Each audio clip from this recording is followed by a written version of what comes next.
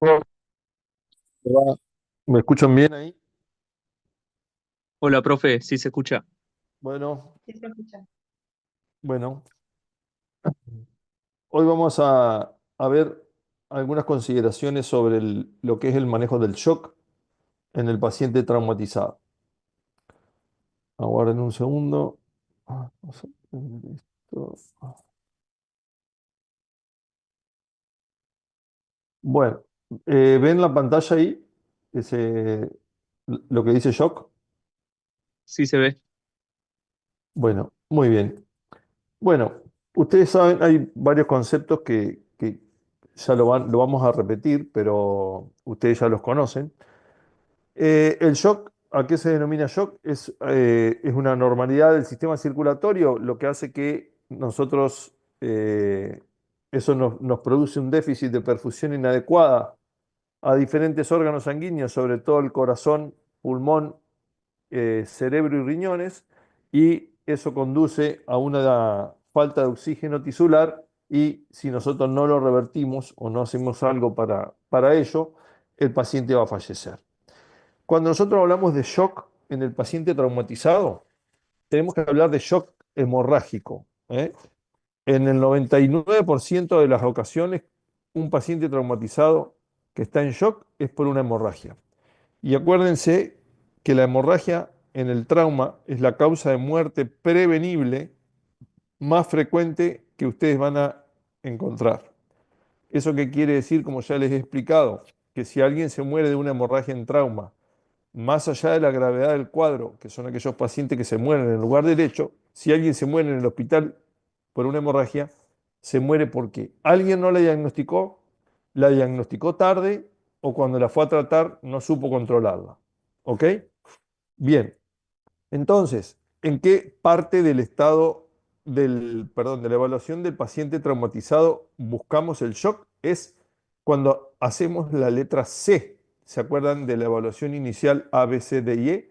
En el C, que es el control de hemorragias y evaluar el estado circulatorio del paciente.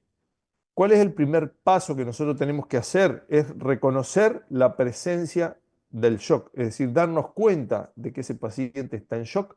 Y a eso lo vamos a hacer con la clínica, ¿eh?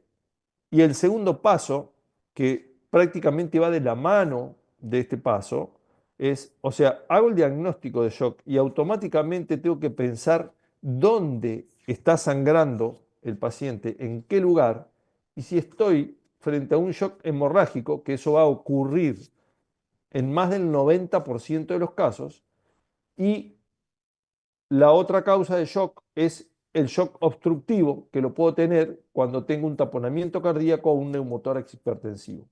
No hay otra causa de shock durante la evaluación inicial, ¿eh? Existe otro shock que es el shock medular, que es en aquel paciente que tiene una sección medular completa y de ahí para abajo, de la altura de la lesión medular para abajo, pierde el tono vasomotor, ¿m?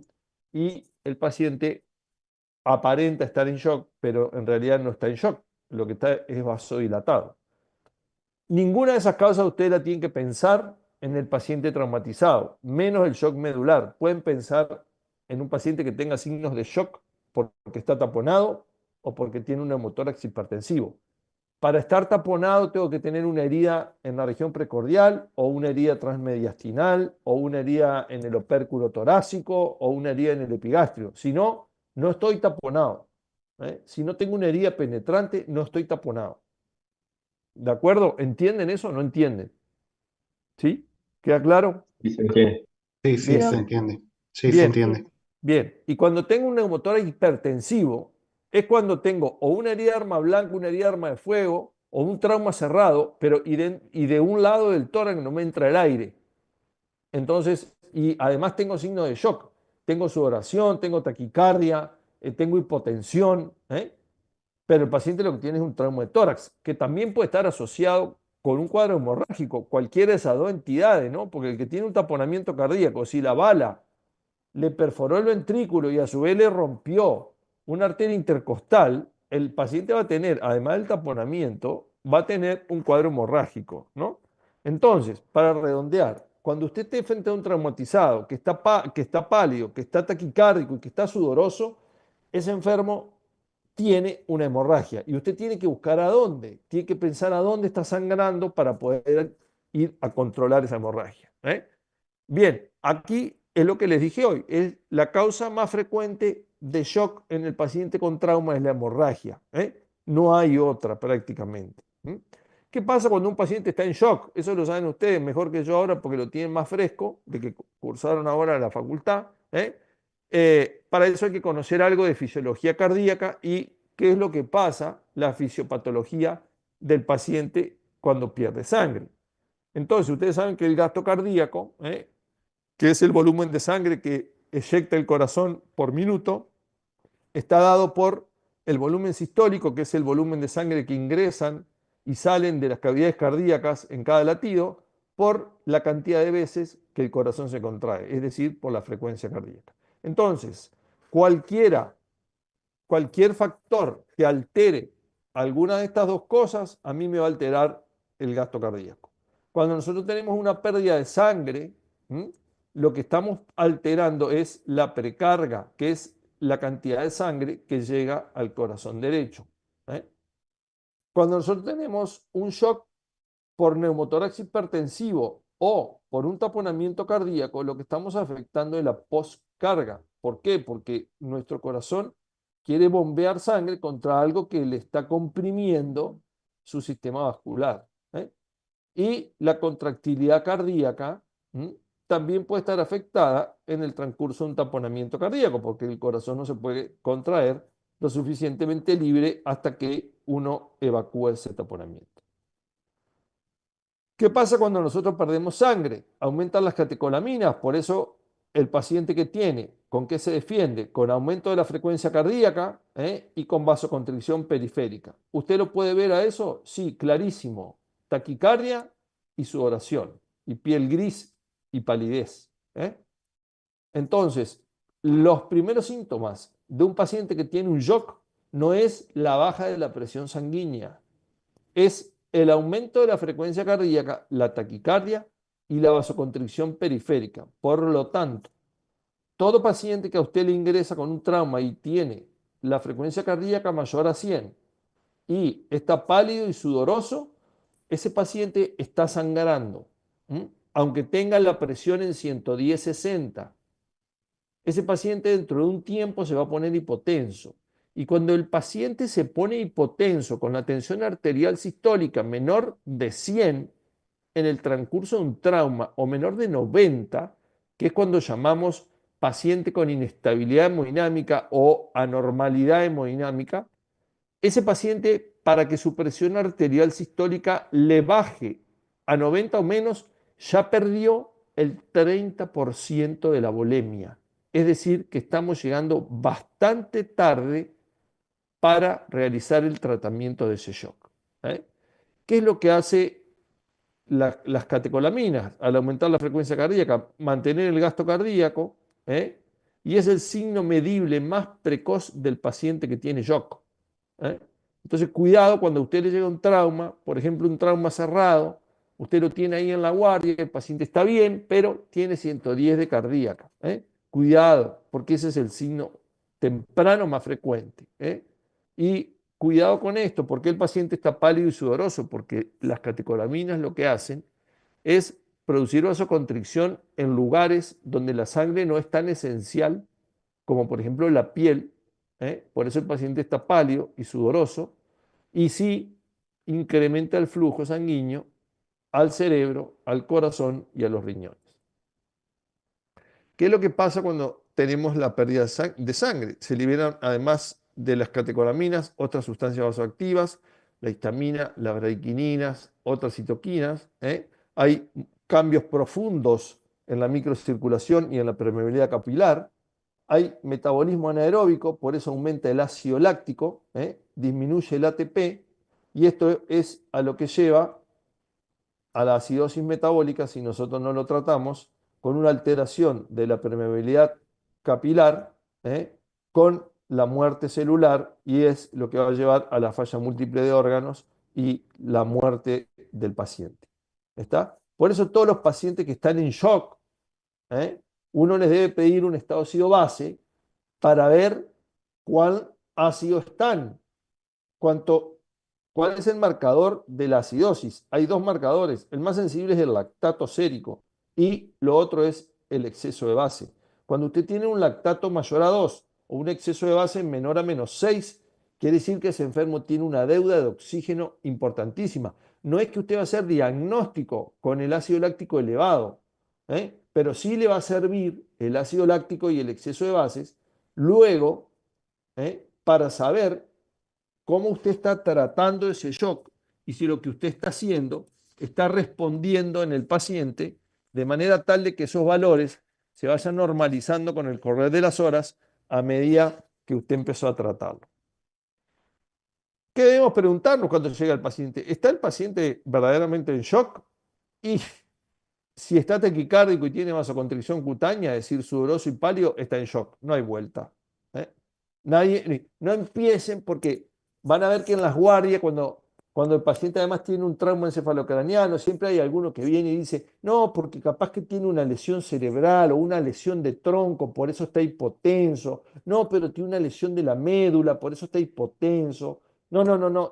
Eso que dicen eso son todos guitarreros, no le den bolilla a eso, no escuchen eso porque el paciente se les va a morir. ¿eh?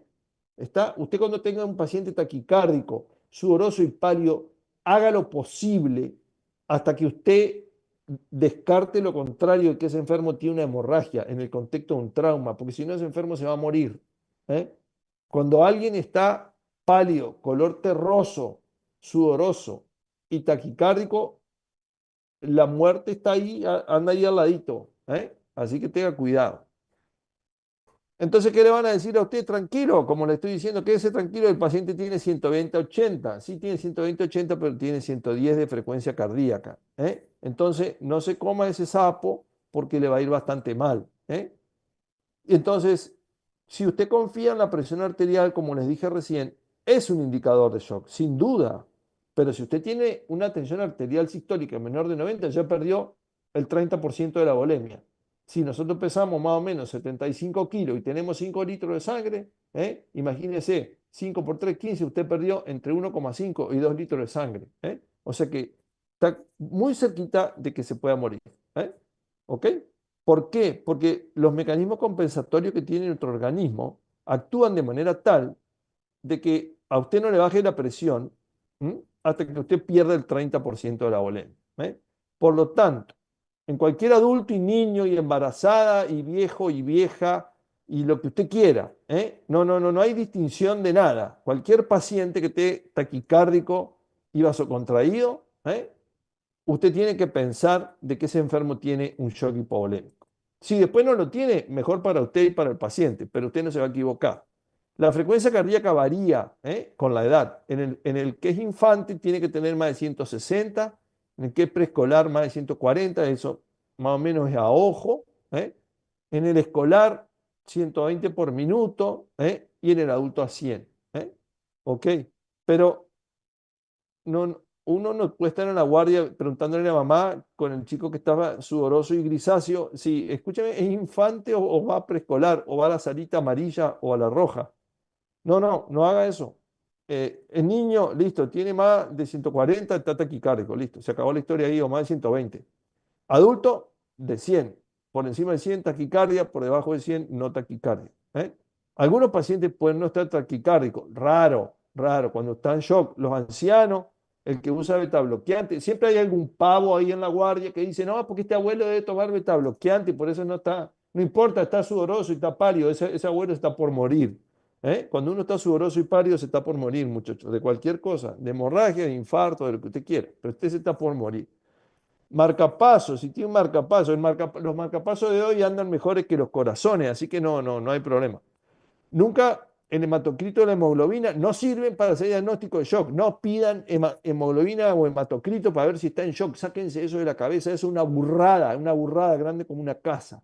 El hematocrito no sirve para hacer diagnóstico de nada. Para lo único que sirve es mañana para decirle, mire, usted perdió 5 puntos de hemoglobina, perdió tanto por ciento del hematocrito. Eso para saber la profundidad de la pérdida de sangre. A usted no le dice si el enfermo está en shock o no está en shock. ¿Ok?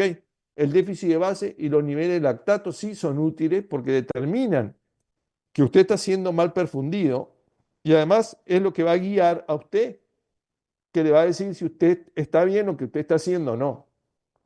¿Entienden eso? Sí, se entiende. Bueno, Sí, sí, se entiende. ok.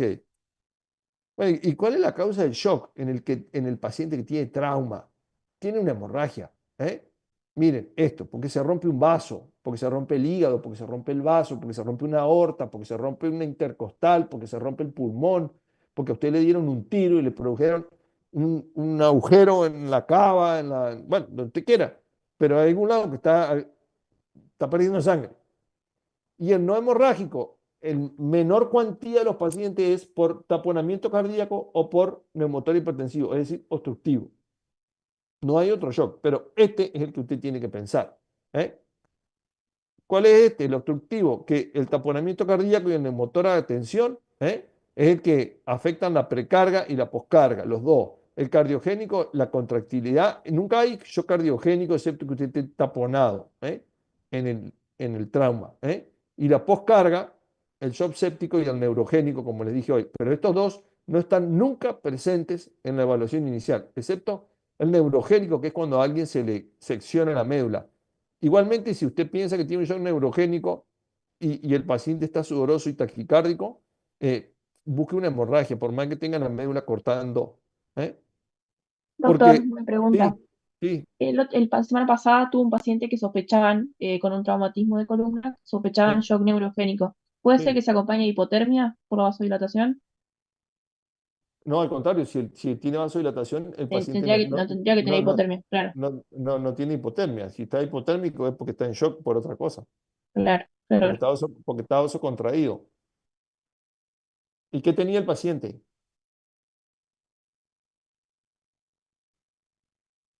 Hola, sí, hola, ¿me escuchan? Sí, se Sí, escucha. disculpe, que se me había cortado.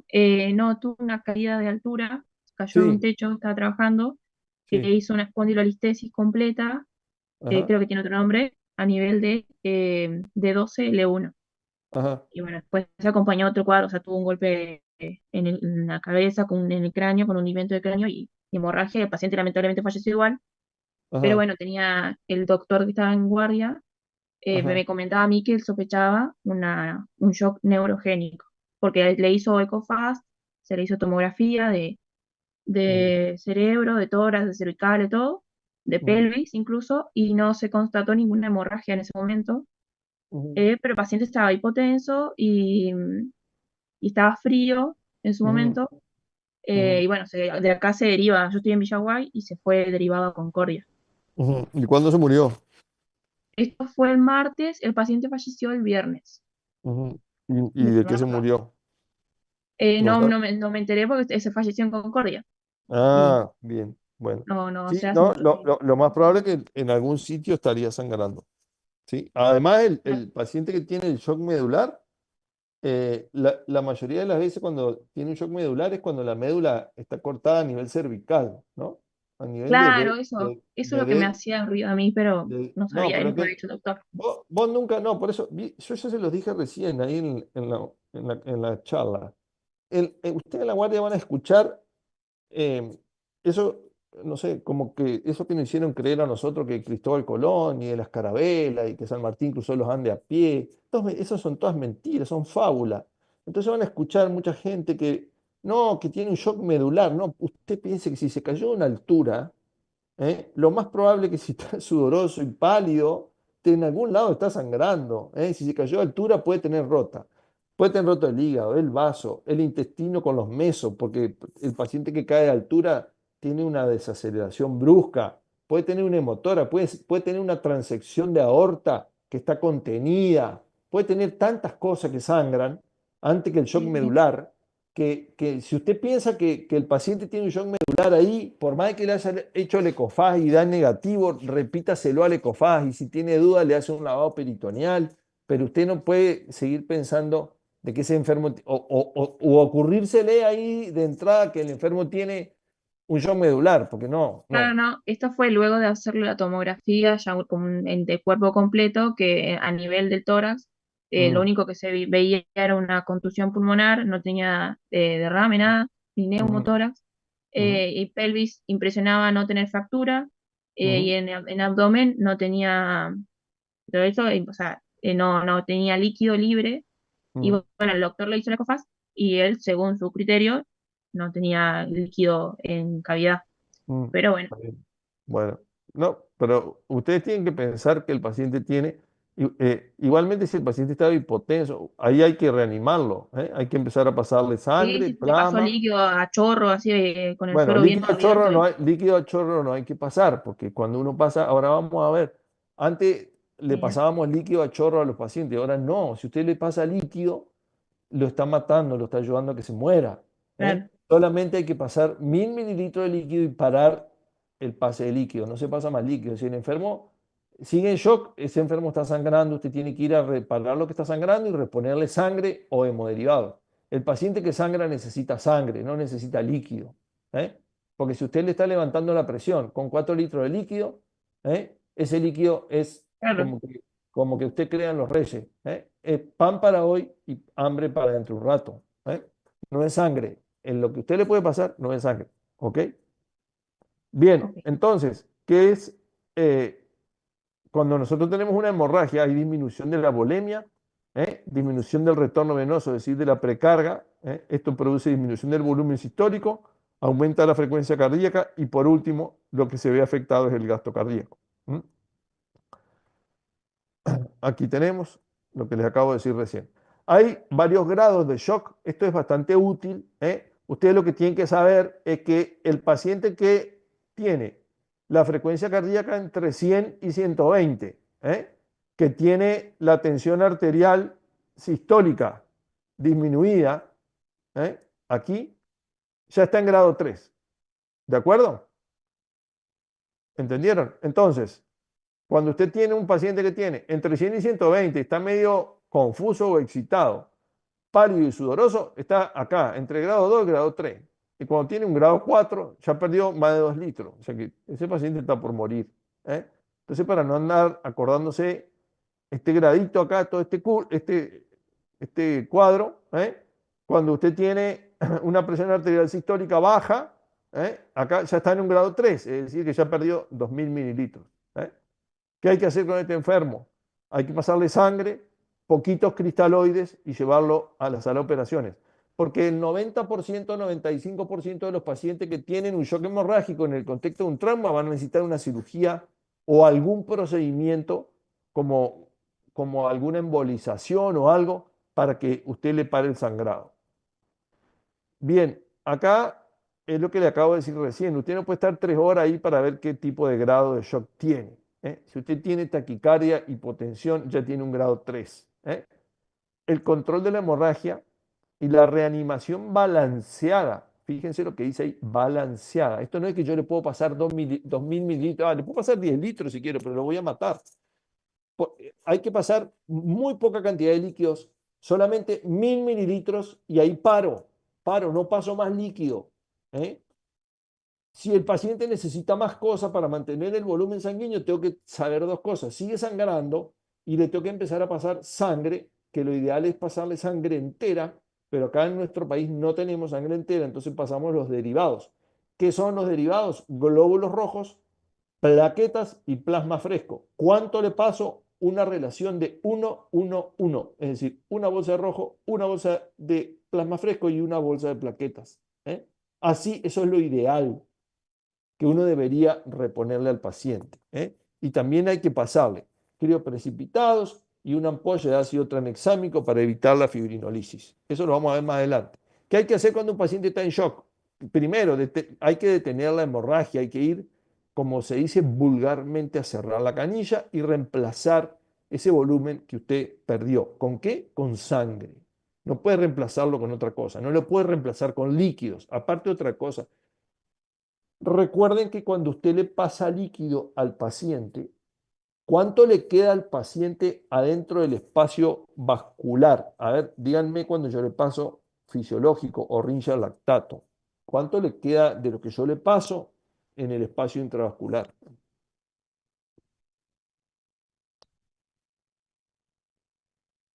¿Un tercio puede ser?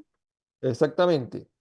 Un tercio les queda. Es decir, solamente un 33%. El otro 70% se le va al espacio extravascular, es decir, a los pulmones, a producir síndrome de distrés respiratorio, al tejido celular subcutáneo, el paciente se edematiza, a las vísceras, produce aumento de presión intraabdominal, todo un desastre.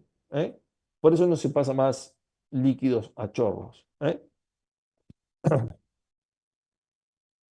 ¿A dónde tengo que buscar el sitio de hemorragia? La hemorragia externa es aquel paciente que tiene una lesión vascular y está sangrando hacia afuera. Ahí lo que tengo que hacer es comprimir o hacer un torniquete si es en una extremidad distal. La cavidad pleural, esto lo hago en el examen físico cuando hago la parte B de la evaluación inicial y lo puedo hacer con una placa de tórax. Si le pedí una placa de tórax, fíjense, este enfermo tiene un hemoneumotórax. Cuando ustedes vean esto velado, blanco, en el trauma es sangre y cuando tengan esto, un nivel es porque tiene aire. ¿Eh? Esto es un hemoneumotórax. La cavidad abdominal es el sitio más frecuente de sangrado en el paciente con trauma cerrado. Para eso tengo, para hacer el diagnóstico, el ECOFAST, que voy a buscar líquido nada más. Y si tengo alguna duda, hago el lavado peritoneal diagnóstico, que es una pequeña incisión debajo del ombligo. Abro el peritoneo y si tengo sangre va a ser positivo. Lo otro que puede ser es que yo tenga una fractura de pelvis o una fractura de hueso largo como el fémur, que me pueden estar causando el shock. Esto es raro en un adulto, pero hay pacientes que a veces tienen fracturas importantes desplazadas de los dos fémur o una fractura de pelvis con una fractura de fémur y entonces descarté todas estas tres cosas y el paciente puede estar sangrando en alguno de estos lugares. Fíjense aquí el diagnóstico de la hemorragia en la pelvis lo hago con la placa, no tengo otra forma de saber que es la pelvis la que está sangrando. ¿Por qué? Porque hago una placa ahí en el showroom nada más, en la urgencia. Esto se hace con el equipo portátil y veo esta separación de la sínfisis pubiana, esta separación de las articulaciones sacroiliacas. Esto quiere decir que esta pelvis se abrió, se le cayó algo encima o golpeó y entonces aumenta su diámetro y produce un sangrado venoso que es muy difícil de cohibir. ¿Eh? ¿Qué hay que hacer entonces cuando tengo una hemorragia externa? Compresión directa en el sitio de sangrado o un torniquete cuando es en las extremidades, en la parte distal de las mismas. La cavidad pleural, como ya lo vimos cuando vimos el trauma de tórax, hay que colocar un tubo siempre y de acuerdo a la cantidad que drene por el tubo o el estado hemodinámico de ese paciente va a necesitar una toracotomía o bien que solamente con el tubo, eso fue suficiente, porque el pulmón se expandió, era un sangrado del parénquima pulmonar y ahí paró. Cuando es la cavidad abdominal, ese paciente va a ir a la parotomía. Después vamos a ver más adelante qué es lo que se llama cirugía del control de daño. La fractura de los huesos largos, la inmovilización y la fractura de pelvis, hay que colocar una cincha pélvica en aquel paciente que la pelvis se le abrió y se hace la estabilización quirúrgica con clavos por fuera de la pelvis, tipo tutores externos. Entonces, eso lo que produce es el cerrado de la cavidad pelviana, disminuyendo su diámetro y por lo tanto intentando cohibir el sangrado de origen venoso. Cuando yo tengo una fractura de pelvis, en un 15% de los pacientes puede haber algún sangrado arterial por ruptura de alguna de las arterias importantes de la pelvis, como las glúteas o las ramas de ambas arterias ilíacas internas. Entonces, para eso, el mejor procedimiento para detener la hemorragia es la angioembolización, es decir, llevar al paciente a angiografía y embolizar esos vasos. Hay que colocarle a todos los pacientes accesos vasculares, para eso se hacen catéteres cortos y gruesos en los brazos o antebrazos, y si no puedo colocar catéteres cortos y gruesos por alguna causa, porque no encuentro la vena o lo que sea, se puede disecar la vena safena a nivel del maléolo en el pie, y en los niños se puede usar la vía intraósea, no sé, nunca la usé, los que hacen trauma pediátrico dicen que sirve, se coloca una aguja en la cara anterior de la tibia y se puede infundir líquidos a través de la médula ósea de los niños. No sé. Personalmente nunca lo vi, nunca la usé y no sé si funciona. ¿Qué es lo que le pasamos al paciente? Solución de Ringer lactato o si no tengo solución fisiológica. ¿Cuánto? 1 litro. En el niño, 20 miligramos kilo por única vez. ¿Sí? Y después sangre, sangre y sangre. No más esto. ¿Eh? ¿Entendieron? Aquí está lo que les dije hoy. ¿Eh? El aporte excesivo de líquido produce una exacerbación de la tríada mortal, que es la coagulopatía, la acidosis y la hipotermia. Eso aumenta la inflamación y el paciente tiene más chance de morir. Lo que se recomienda es mantener una tensión arterial lo suficientemente baja, pero a su vez que pueda perfundir el corazón, el cerebro y los riñones. Es decir, una tensión arterial sistólica entre 80 y 90. ¿Eso cómo lo hago yo? Administrando pequeños bolos de solución fisiológica de 250 centímetros cúbicos y voy controlando la presión con el pulso. Si yo tengo pulso radial, tengo 80 de sistólica. Si no tengo pulso radial, no tengo 80 de sistólica porque no me llega. Entonces, y automáticamente voy buscando el sitio sangrado. ¿Cómo vamos a ver si el paciente responde? Primero, porque se le va la taquicardia, porque mejora su coloración, porque se le va la palidez y porque comienza a aumentar la presión. ¿Ok? Y también con el laboratorio. Si yo controlé la hemorragia, hice el control quirúrgico del paciente, le repuse sangre, plasma y plaquetas, y después a las 6 horas el lactato comienza a corregir, el déficit de base comienza a disminuir, quiere decir que voy por el buen camino. Ahora, si yo a las 6 horas el lactato sigue bajo, el exceso de base sigue aumentando, eso quiere decir dos cosas, que usted lo está reanimando mal o que el paciente sigue sangrando. ¿Ok? Bueno, estos son los respondedores, el tipo de respuesta. Cuando usted responde rápido a la administración de sangre o de líquidos, quiere decir de que la hemorragia que tiene no es de gran magnitud o la hemorragia se paró sola, como puede ser un trauma de hígado, un trauma de vaso pequeño. Cuando usted responde transitoriamente, quiere decir que responde un rato, pero vuelve a caer. Usted está sangrando. No a chorro, pero está sangrando. Y cuando no responde, vaya urgente al quirófano porque se va a morir. Lo otro que hay que tener en cuenta cuando un paciente está en shock es prevenirle la hipotermia. Ustedes saben que la hipotermia favorece la coagulopatía porque altera el funcionamiento de las plaquetas. Y cuidado con los pacientes que tienen marcapasos. Pero olvídense de esto porque hoy los marcapasos funcionan, como les dije, mejor que el corazón. Bueno, chicos, ¿alguna pregunta tienen?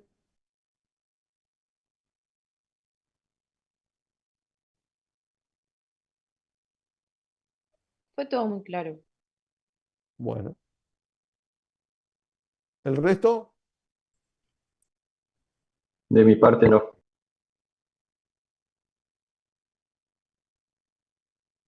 Bueno, chicos, nos vemos el miércoles próximo entonces. Hasta luego.